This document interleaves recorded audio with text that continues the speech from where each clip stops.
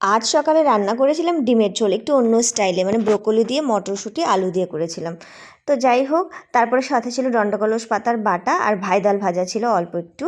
আর এখানে রয়েছে তন্দুরি নান। বন্ধুরা, এটা গতকালই আনা হয়েছে, খেতে পারিনি, 3টে বেঁচে গিয়েছিল, সেটাকে আবার গরম করে নিলাম। মানে যত বাসি হয় নান দেখবে তত টেস্ট হয়। আর এই যে খিচুড়ি, মানে গতকাল অর্পণা ভাবিকে পাঠিয়ে দিয়েছিল আমাদের যেখানে দোকান, পাশের বাড়ি পুজো ছিল, তাই আমার আর অর্পণের জন্য প্রসাদ পাঠিয়ে দিয়েছিল। তো সকালবেলায় আমি আর অর্পণ খেলাম, মানে ভাত খাইনি, খিচুড়ি প্রসাদটাই খেলাম। এদিকে আমি রান্নাবান্না হয়ে গেল, অর্পণের বাপি অর্পণ বেরিয়ে গেল, গ্যাস ট্যাস সব পরিষ্কার করলাম, ঘর ঠর মুছে স্নান পুজো সেরে ছাদে জামাকাপড় দেখছি শুকিয়ে গেছে।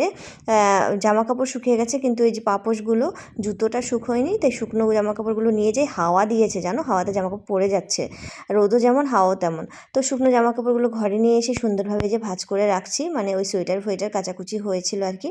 তারপর খাওয়া দাওয়া করে এখন দেখবে দিন বড় হচ্ছে তো একটু আরাম করা যায়। তারপর এটা সন্ধেবেলার ক্লিপ, ম্যাগি করেছিলাম ঝরঝরা করে, সাথে একটা করে অমলেট। কে কে খাবে চলে আসো।